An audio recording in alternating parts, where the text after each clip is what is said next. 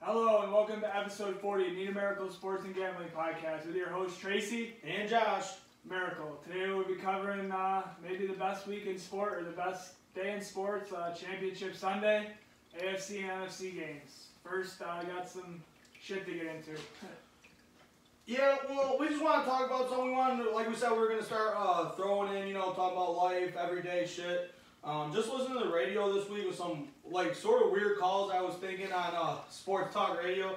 But people, sort of saying emotional stuff. And then, you never really know what people are going through. So I just want to sort of challenge everyone this week, just to love thy neighbor. Reach out, let somebody know you're there for them. And they need to talk. They got somebody to turn to. Because you don't know what people are dealing with on a daily basis, day to day. Especially in this crazy world with a pandemic and, people are getting sick and, people are dying and it's just a sad time. So it definitely sticks true till now. But now, get into the more sports side of things. Yeah, well, let's start off with Saturday night. McGregor, you got to pronounce it. Well, real quick, before we get into that, I got something. And I'm gonna stiff my chest out here a little bit, so hopefully I don't go on like an 0-10 run. But NHL just started up, and I felt like I could really do well in this, and I have so far 23-9 overall. And it's easier for me because it's money line. It's picking either Toronto or Ottawa or Winnipeg or Montreal. It's just straightforward. You got to look at the goalie matchup and just get the right feeling. I've had the right feeling lately. Just feeling it. Tonight I got Buffalo over Washington, I believe. I got Toronto, blanking on who they play. But then I also got the Rangers over Pittsburgh. So hopefully that goes 3-0 or 2-1 for you guys. And I don't think I've had a losing night. I think I've at least been 500. 2-2 is my worst night. And then everything else has been winners. So just wanted to let people know on that. And hockey picks are getting hot. Yeah, another team getting hot. You want to talk about getting hot? RJ Barrett's coming on right now. Oh, the New York Knicks. Baby. Quickly's coming on real strong. Quickly looks good right now. I think he's a top 5 rookie right now. The Knicks have needed this for so long. And it's not watching, Derrick Rose as a starting point guard. It's not watching... Oh man, we can go Jared Jack as a point guard, or it's not watching Samuel Dalembert out there, or who's the Spanish guy, Jose Calderon. It's not, this guy for years and years and years.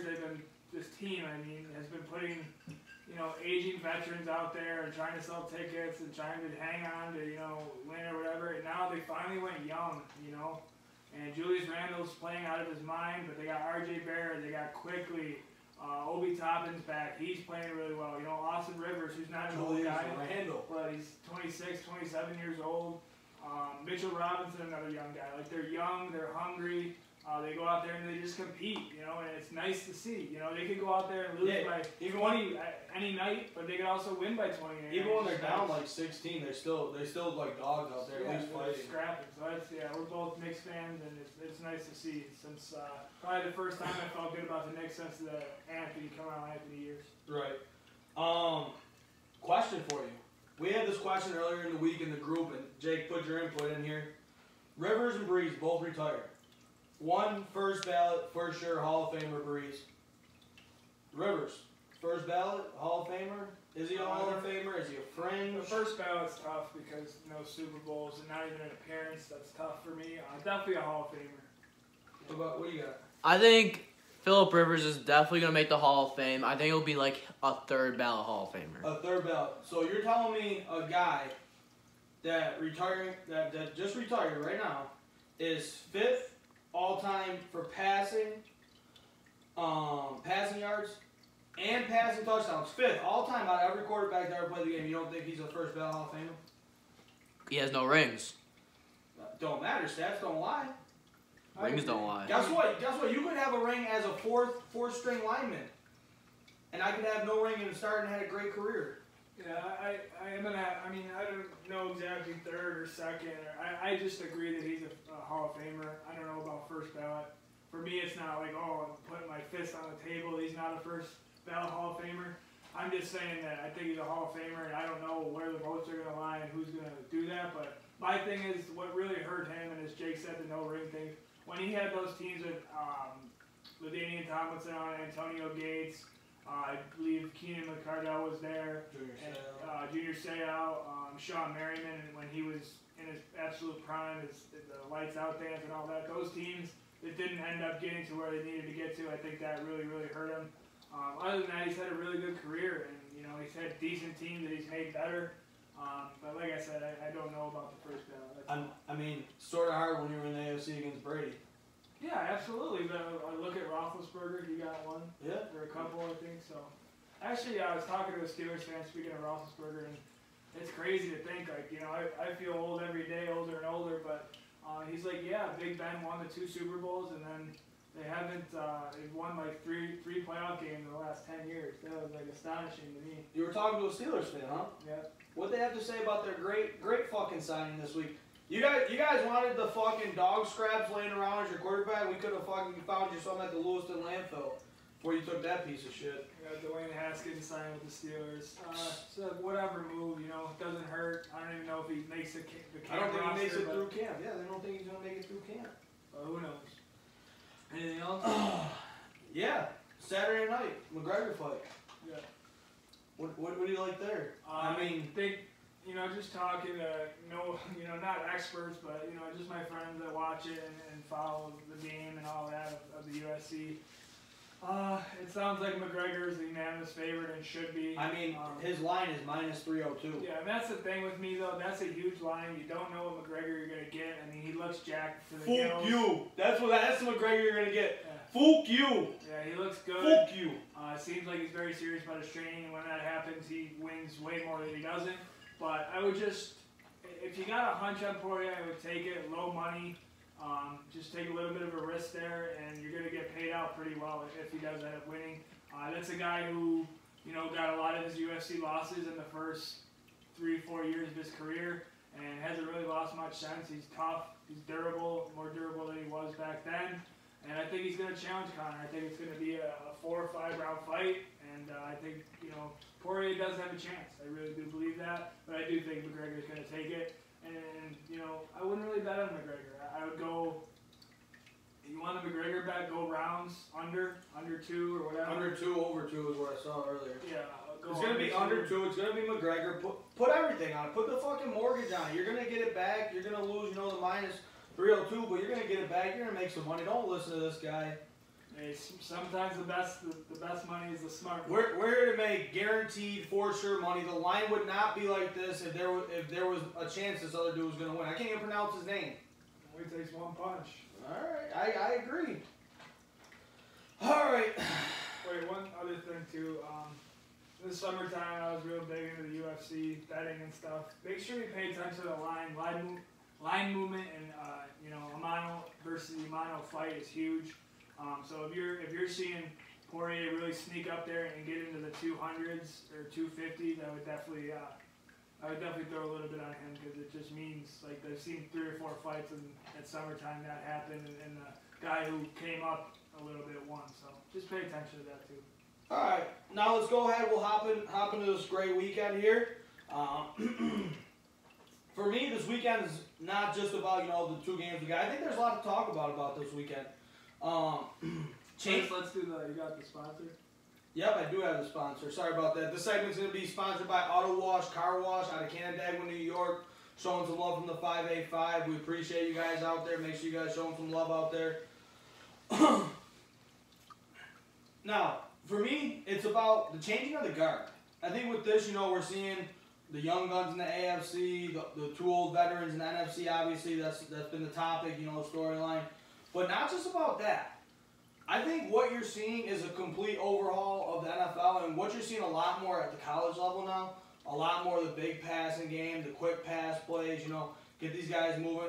They're almost eliminating the run game, and I think that is starting to show more and more, especially in these playoffs. We got 4 teams left. They're 4 out of the top 5 quarterbacks in the league right now, besides Deshaun Watson. You have 1 running back who's an elite running back. There's only 1, Aaron Jones. I mean, the rest are playable. But for me, this weekend, you got 4 out of the top 10 receivers in the league playing on each team. You're really just seeing that these passing offenses, people just can't keep up with them, So you're going to see a lot of teams, trying to reach for that, I think. You're going to see a lot more receivers going earlier than what you normally used to see. Just something to talk about a little bit before we hop into this. Now let's hop to the first game of the day. Bucks versus Green Bay. Green Bay is -3.5 at home. Where's your head at on this game, Trace? Green Bay, you said, right? Yeah. I've been riding the train all year. I co-founded the Fuck You Tour, and I just think it's gonna be that, and it's gonna get messy because this team, and everyone can say it, they won 38-3. Tampa did against Green Bay, and all things went wrong. And my thing is, Aaron Rodgers isn't turning that ball over in this big of a game. I'm sorry. You might get an odd fumble from a running back or a wide receiver, which I doubt happens either. They're going to be protecting the ball. And Brady had a big game against them last time, but he only threw for like 166 yards. It was just kind of, I don't know if you remember the game. Obviously, we had a big debacle afterwards. I was very intoxicated, and Josh had called me after I lost a lot of money. I had two different bets on the Packers. Neither of them hit, and he rubbed it in. But this game just got out of hand, and it was just one of those like that, blink of an eye, and it was over. And I just don't think that's going to happen again. I think the Packers are going to remember that. The Packers are the better team. Yes, will Tampa's defense be tough? I think it's just kind of like the same as the Rams game, except Tampa does have an offense. But I just still see this being 7 to 10 points, and I can honestly see. I really like a bet here. If you can get it, you have to probably go to the casino. A lot of bookies don't do that I know of or anything. But you can get it at the casino. I like, actually, in this game, I'm going to make it my pick, actually. Believe it or not, even though the contest is over and everything, so it doesn't mean that much, I guess. But I'm going to go Green Bay, alternative line, -13.5. That's my pick. -13.5. Yep. Well, I'm definitely not taking that pick. Jerry, where you at on this? What do you got? Tampa Bay. I'm glad someone else besides myself has sense in this room. It is fucking Brady in January. It's fucking Brady in January. With all the weapons he could fucking ask for. This is not hard. It's not rocket science. It's common sense. Antonio Brown's out. The Bucks are the much better team. Okay, so what? Antonio Brown's out. Scotty Miller was out playing Antonio Brown before he showed up and Brady cried to get him a spot. Yeah, they're going to go a lot of 2 tight ends. Gronk, Brait. You're going to see Green Bay's defense sort of confused because they're going to have to sell out now to stop the run because this is already a team that gets gashed in the running game. Jones and Fournette, are they great? No, but are they very solid backs that could go off for 100-yard games at any second? Yes, they are. So I think Green Bay sort of sells out to stop the run. I love Mike Evans. I think in this game he's going to be a non-factor, but on the other side you got Chris Godwin. You got Rob Gronkowski, you got Cameron Brate. I know Gronk isn't what he used to be, but you get him matched up on a linebacker that's usually a pass rusher trying to sit back in the zone, and you can start to exploit that stuff. This is going to be a field day for Brady. Yeah. And not to cut you off, it lines up perfectly with the story, with the narrative that the NFL sold us this year. Yeah. And as you said earlier, and before we got into these games, like, guys, seriously, like, I got a lot of different stuff going on in my life right now and everything, and I could be Mr. Emotional right now, but like, seriously, like, just sit back and you football fans and NFL fans in general, whatever, just really sit back and watch this game, whether you're younger, older, whatever. I mean, these are 2 of the best quarterbacks to literally ever walk the face of this earth. Besides Peyton, they're arguably the top 2. Yeah, and you just don't get games like this every week, There's no way you're going to be shutting the TV off unless the score does get out of hand. But even then, like, it's just, it could be the last time we ever see these 2 face each other. Who knows what's going on down the road with both of them.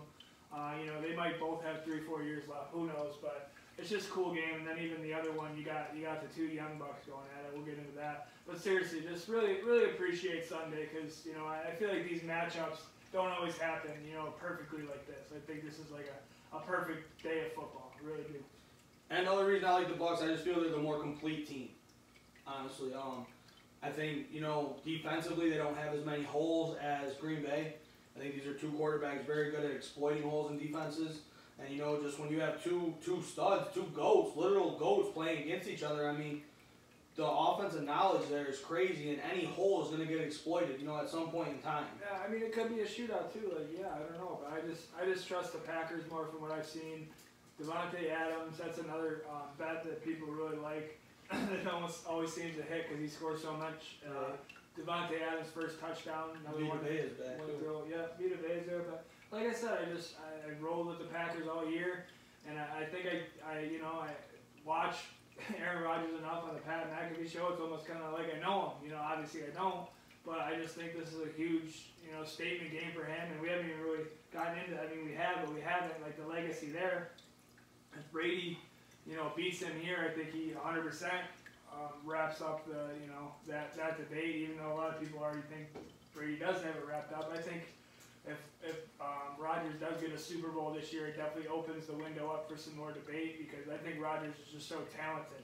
Rodgers can do a lot more. Yeah. For sure. Yeah, so I mean, we got all that, you got legacy game and all that, but I just, like I said, Packers minus 13.5, I like it. For what you're saying too, just this is something I thought about before, and you know, you mentioned it tonight, brings it back into my head. Just Brady was like the last solid GOAT, you know what I mean? The GOAT of that era of quarterbacks, that style, the quick throw, you know what I mean, stand in the pocket. I think Rodgers was that first guy to come in the league and sort of change the game and show that more mobility, you know. He's weird throws from 38, you can still run. So. Weird throws from all different angles and stuff, and you know, I think Rodgers was sort of that bridge from a Brady to a Mahomes era, you know what I'm saying? Yeah, I get what you're saying. Yeah. So, well, let's hop into this next game here. Bills versus Kansas City. Kansas City is -3, and I believe the line is -120. The Bills are +3, and they're even. Mahomes cleared to play. There's a lot that we can say about this game. You have all the inactives? No, the Bills have a defensive guy questionable. Edwards-Helaire? Vernon Butler. I know Vernon Butler, but I don't know. I think they're questionable. I think that a lot of those guys practice all week. I know Le'Veon Bell didn't practice yesterday. Yeah, but they didn't even play him last game. My only question mark really still going into this game is going to be Clyde Edwards-Helaire, I think. And I think he was trending towards playing. Yeah, he's trending towards playing. They're saying they don't know how solid he's going to be, how ready he's going to be to go. But he is trending towards playing. Last week, you want to talk about running backs, Darrell Williams had a nice day. I'm pretty sure that's his name. Yeah. He had a solid day for them. This is a very good Kansas City team. And, you know, I think this we've sort of seen set up from the beginning of the year almost. Both teams, you know, they played that game, and Buffalo was within striking distance. No Trey White. The weather. No, Trey White played. There was no Milano and no Levi Wallace and no Feliciano, sorry. And that was a good game. It was the weather definitely changed the game. Buffalo's game plan did what they wanted it to do, but in the same time it backfired on them. I feel like this could sort of be a redemption game, a comeback game, whatever you want to call it. A lot of people, you know, Milano obviously is a game changer. I think for me, Feliciano really helps being back. I mean, he's a different animal. This is a different team when he plays. Moss being hurt, I'm not saying it helps the team. Don't take it like that. I think maybe letting Singletary get into a rhythm if they have to tomorrow, because this weather, unfortunately, is going to be a little bit like the first game. They're calling for freezing rain. Yep. So, I mean, how much can you really throw the ball in this? We saw last week Josh had problems with the wind, just as the other quarterback did. Mahomes, he's still banged up with the toe. You know, what do you really do with him? Not to mention, this is a great coaching matchup. This is you know, a mentor, someone, and then someone he brought up, you know, going head to head. Teacher versus the student. Yep, teacher versus the student. I got so many notes on this game. I mean, where do you start? Gabe Davis, is he going to play? I think he's trending towards not playing. And then, you know, what do they do there? Probably put in Stills. That's crazy, because that's a guy that has no rapport with that one, so that's interesting. Right, that's something to think about. I'm not saying be worried about it. For me, so let's start on the Kansas City side here. Defensive coordinator Spagnuolo. You know, Andy Reid and Bieniemy, you know, they're probably two of the best of what they do right now in the game. and obviously Mahomes helps that. But on defense, you know, they don't have a full star-studded cast on defense. Spagnuolo does a great job with his defense. Jones and Matthews are your biggest worries in my I think, yeah, and Frank Clark, you know, he can get hot. I don't think he's playing. I think he's hurt. I didn't hear he was out. Maybe I thought I heard that. No, I could be wrong. I didn't hear that. I could be wrong too. I didn't think I heard his name today. For them, I thought it was just Snead, maybe still questionable, the cornerback, the slot corner. Yeah, I think he'll be back. Yeah, they said he's trending towards playing. I think that was all that was left on the injury report for them, though. So this defense playing really well, as I was saying. The offense, Andy Reid, most creative guy in football right now. You got the athletic ability out of the world over there. You know, with the cheetah. You got Mahomes, obviously, and then I was just about to say the probably the best player on that team besides Mahomes is Kelsey. So what do you do here in this matchup? I think playing the Ravens really helped the Bills in this matchup. And I know the Ravens are a running team, and you're an idiot. Mahomes is way better than Jackson, and I understand that. I'm just saying, from skill set positions, not including quarterback, basically, Tyreek Hill is a better version of Brown, Hollywood Brown from the Ravens, a speedster. You know what I mean? Not the greatest route runner in the world, and the Bills kind of took Brown out of things.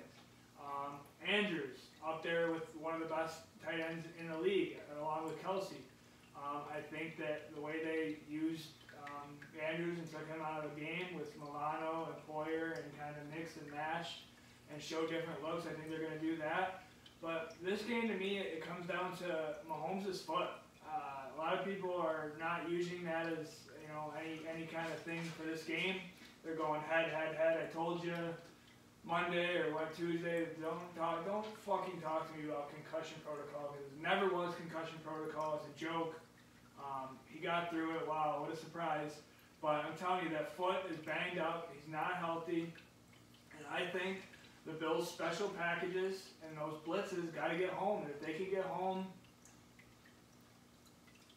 5 times out of 8 or something like that, I think you got a very close and a Bills victory. I'm picking the Bills. I gotta pick the Bills. Everyone knows that. I'm not gonna fucking pick against the Bills. But this is a game where I feel like I've talked to a lot of my friends too, and it's just like we're kind of sitting back and we're living in the moment. We're happy that they're there. You know, almost it sucks to say that, but fuck, we haven't won shit in 25 years. I've never seen the Bills win a playoff game even, let alone go to the Super Bowl.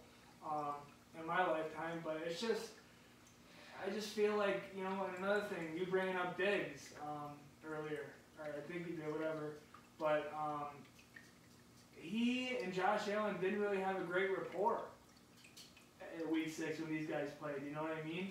If you really look at the numbers and really do a deep dive into that, these two exploded in the second half. The numbers are ridiculous. I mean, think about all the games the Bills won in the second half. After that, it was that Seattle game and on. I mean, Diggs was money, absolute money. And him and Josh Allen really found a rhythm. I think that's going to be there all day. And then, like I said last week, I know Gabe Davis not playing really sucks, but it's pick your poison. It's do you go after Diggs? Do you double him and take him away? Do you put your best guy in BC, try to take him away? It's just pick your poison. I think this Chiefs defense is okay, but I think the Bills' O-line can kind of take out their defensive line. Well, that's one of my questions right here. Do they bring pressure? This is a team that does like to bring pressure, but like you said, last week playing against Baltimore, Allen and Diggs were still able to do their thing. The Bills were able to beat the pressure, and these cornerbacks are not the cornerbacks you had in Baltimore. So you're going to be relying on Matthew to cover someone now, and then if one of these guys gets beat or Josh just puts up a ball for, I don't think they have the speed to run with John Brown or Diggs down the field or even stay with them. I mean, Matthew, he's probably going to take Beasley if that's something they're going to do. I don't see them putting him in a man. He's probably the rover back there. That Snead guy's a really good nickel corner. Yeah, I was saying if he don't play. I mean, I imagine Matthew sits back there, Snead comes up and plays. But, these guys on the outside are not the greatest. Breland is questionable. I mean, he's trending towards playing, but I know from him being in Washington, he's not somebody you want to rely on in the playoffs to cover a number 1 receiver or even a guy like John Brown who's in the category for top number 2 receivers in the league when he's healthy. Yeah, a lot of guys too. I've been hearing throughout the week. You just reminded me of this that with the freezing rain, and I know it's gonna be like that again, which kind of sucks. But they said that Stephon Diggs on tape and that week 6 matchup was really eating on tape. He just wasn't getting the ball thrown to him, and there was a couple of misconnections. Yeah, as well. So I agree. I could see it, but I mean, the Chiefs are the Chiefs, man. Like if we lose, am I gonna be pissed off and fucking want Josh Allen to get traded? Absolutely not. You tip your cap to them. They're a great team. Andy Reid is just ions ahead of a lot of coaches and offensive stuff. That sprint out right with 4th and 1 that they ran with Penny last week. Boom, right to him. He just got so many weapons, athleticism, and with his mind, they're tough to beat. Yeah. But and I don't know what the Bills are going to run defensively. They said they're going to change it up and they're not going to sit back as much. So what does that mean? Do you come all the time? I got it right here. I think they bring pressure. Yeah. I think they come after him with Mahomes' foot and see, you know what I mean, if he can escape the pressure. Your guys are realistically, good enough, strong enough, fast enough to stay with these guys the first 10 yards. But if Mahomes is healthy and that foot's okay, that's also okay. Then it burns you one though, and you have a backup game plan ready to go. Yeah. I just don't want them to continue to pressure. If they're getting beat by it, then you get that knockout punch in the first quarter and you're down, 21-3 or something crazy. Yeah. So Well, I mean, I'm scared about that. But so I'll give you the good first. As a Bills fan, I'll give you the good. Buffalo first in scoring in the red zone. Yeah. Kansas City's defense is I'm pretty sure in the bottom 2, if they're not last, in giving up points in the red zone. All right. Their offense really hasn't been great in the red zone either. The D's struggling all over. We watched them, get beat quite a few times. So I got it right here. Kansas City, 205 in the red zone last week against the Browns. The Browns. I mean, you're not playing the Browns defense, and you're playing a much better secondary with, maybe not as good or as big name as a Browns defense line, but the Bills D line is no slouch when they want to play either. You know what I mean? And that added pressure, those special blitzes. Yeah, Milano, Poyer, Edmonds. I can see Klein being the guy that used a lot of the blitz. It worked against it. If it works as well as it did against the Seahawks, sign me up. Right. So, I mean, that's the good stuff. You need some penetration. I think you got to be more technically sound against them because I feel like they do have the athletic ability, edge over the Bills here. Yeah. My main point is you gotta Trey White has to play like what he's getting paid. You know what I mean? He has to take Tyreek Hill out of the game. Period. I think if you trust him like you guys say you do, and he's this great corner, which I think he is, and I believe everyone thinks he is, he's gonna have to take Tyreek Hill out the game 1-on-1. I think you double Kelce and you do not let Travis Kelce beat you. Travis Kelce gets going, he gets the stadium going, he gets the team going, he's a very high energy guy. He is a guy that when he gets going, he's a freight train to stop. Sorry. And I think that's the guy you gotta stop. Take your chances 1-on-1 with the rest of these guys out here. I don't think they're great. I mean, they got you in speed a little bit when you get to Norman having to play on the field. They're playing on a top guy, but Sammy, how healthy is he? He's just coming back off injury as well. We've seen him have games where he's the best player on the field. That would piss me off. Sammy Watkins beating the Bills. That would piss me off. We've seen him have games where he looks like Calvin Benjamin for Buffalo. So I mean, you never know what you're getting out of him. But are we good on the game? Pretty much. Yeah, I don't really have much more. That was my stop Kelce. I'm taking Buffalo too. And go ahead, sorry. I love the under in this one of 54, and in the Bucs Green Bay, I love the over of 51. Okay. Yeah, the rain makes sense with the under for sure. Well, last time they played, the under was where it was at, and I think, maybe these teams really try to take each other away defensively, and the weather helps. Before I give my speech of war for the Bills, sending them off. Give me one second. You guys that ordered merchandise for us, it'll be done this weekend. Yeah. No later than Monday, so you guys will have that next week. Just to give you guys a heads up. We'll deliver it to you or whatever. We'll set whatever makes work for you. We'll accommodate everyone. We're sorry for not much of a delay. We said Friday, so they're pretty much all done. It's just a couple waiting and stuff. So we'll get those to you. But real quick, we played a game and we're gonna start doing it. New feature on the podcast. Name that episode number that reminds you of something. And this week it's 40. So who you got for 40? I got Mike Allstott, baby. Okay. Mike Allstott. That dude would run you the fuck over. Yeah. He didn't run around you. He didn't. try to stiff arm. He went right through you. I know what Jake's gonna say. Who do you got, Jake? Gale Sayers. Oh, okay. Well, that was different than what I thought. Since you didn't use the one I thought, I was at first gonna say Carter Hutton because that's just the easiest. It just pops right in my head. Obviously, I've been watching it for the last 2 years or whatever it's been. But I'm gonna go Bartolo Colon. That round mound, the home run hitting machine, fucking that body just loaded. That body is just loaded up with fat and steroids and everything, and he pitched till he was about 45. I'm pretty sure he's still around. He's still around. Yeah, somewhere overseas he pitches, but that's my guy. But to get into something more, I guess more serious, not really more serious, but a little bit, man. Just this Buffalo community, you know, since I've been growing up, and I'm not gonna front or lie, you know. It took me a while to really get into the Bills. Like, I always watched them, and I was never really a big football player growing up or anything. I was always hockey. Dude, you were annoying. When we were younger, you were annoying because like we would be trying to watch a game, and you would just run around, dude. Yeah. Run around. So I never really became a huge obsessive fan.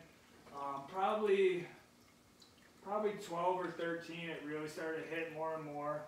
And then eventually, after college, you know, I started working, got a little more money in the old pocket, became a season ticket holder. And then it just really it's literally, Sundays are for the Bills. It's a part of my life, you know, 16, now going to be 17 this year, times a week. Go ahead, what do you got, Jake? Jamie Sandolfini said 40. Heinrich Zetterberg. Oh, Henrik Zetterberg. Yeah, what do you say?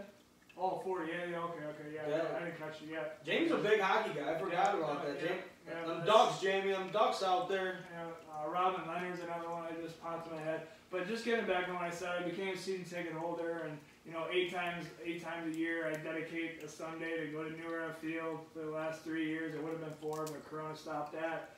But it just, you know, I know the guy sitting next to me is a Washington fan. He has his reasons. I don't blame him for that. But just so many people. What this means to the older community. Yeah, no, I know. I'm just saying what this means to the older community, this game.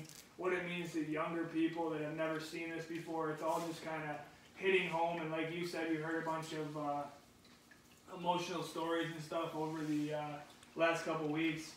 I personally, you know, I know it's kind of coming out all over the place. Yeah, the Kyle Brandt thing. He's dropping another one tomorrow night. Yeah, that would be crazy. So, you know, what he did, that was emotional. Got a lot of people going. Like I said, I suffered some loss. I'm sure a lot of people that have watched this over the past couple weeks know, you know, what I've been going through. And it just makes me so happy that, you know, Bills fans can finally be happy and it's not just a big drunk sorrow anymore. You know, we got a team that we can root for. We got a #1 receiver we can root for. We probably, and I don't argue it till I'm, you know, got skin on my teeth, is that Josh Allen is the best quarterback in the NFL. And he's going to fucking go out there Sunday night and he's going to fucking prove why. This team, this Chiefs team has been fucking frauds all year. All fucking year they've been frauds. They've been fucking losing us goddamn money. And it's time for the Bills to fucking smash some fucking tables. Take the primetime spotlight. I want to see Josh Allen in a couple Sundays fucking do an interview, or whatever it is, Friday, whenever they do the press thing, do a fucking interview for the Super Bowl, because we fucking deserve it. In here, goddamn Buffalo, New York. No one ever fucking pays attention to us. The last 15 years I've been a Bills fan, whatever it's been, no one gives a fuck about us. Now we're making a bunch of noise and we're going to continue to make it. The Chiefs will be upset on Sunday, I'm telling you. This team has found a way for what now, 8 weeks in a row? Has it been? It should be 12, but they got the Hail Mary against them, correct? Yeah. I'm telling you, this team is going to find a way. Either a big defensive play, a big offensive play. The game plan is going to be there. They got a top 5 coach in the league. I don't care what anyone says. McDermott's top 5, probably higher. They got the right coordinators. They got all the right guys in the right systems. I'm telling you, they're healthy. Gabe Davis, you know, that sucks. But other than that, they're very fucking healthy. Zach Moss, another one, sucks, but they're healthy. They will win this game. We will be going to the fucking Super Bowl. I cannot wait to see that. First time ever in my life. Maybe the fucking last. Who knows? You know what I mean? We're talking about the Super Bowl. As Ed White, a guy I work with, my boy, Edward White, would say, the Super Bowl Buffalo Bills. It's fucking real, Buffalo. One more, and we're going to the Super Bowl, and then it's all fucking hats off. And maybe we ended up fucking going against, and I didn't pick them, but who knows? What do I know? Maybe we go against our old fucking pal Tom Brady and exercise 25 years, 20 years. That's the storyline. That's the storyline. That's why I picked that matchup. Of absolute demons against that guy. Or, you know what? We have a small market game between us and Green Bay, which would be awesome. You know what I mean? You know, all the stories that would bring back. But seriously, man, you know, win or lose, just enjoy Sunday because it's not going to happen every year. It hasn't happened in, what's it been, 25 years or more, 26, 27, whatever it's been. Just enjoy it as a Bills fan and, you know, old, young, whatever, kids, just have fun, man, and fucking let's go out and beat the Chiefs. That's all I got to say. What you got, Jake? Nothing back here. Alright. Thank you, everyone, for listening. This has been your favorite podcaster's favorite podcast. Have a good night. Sit.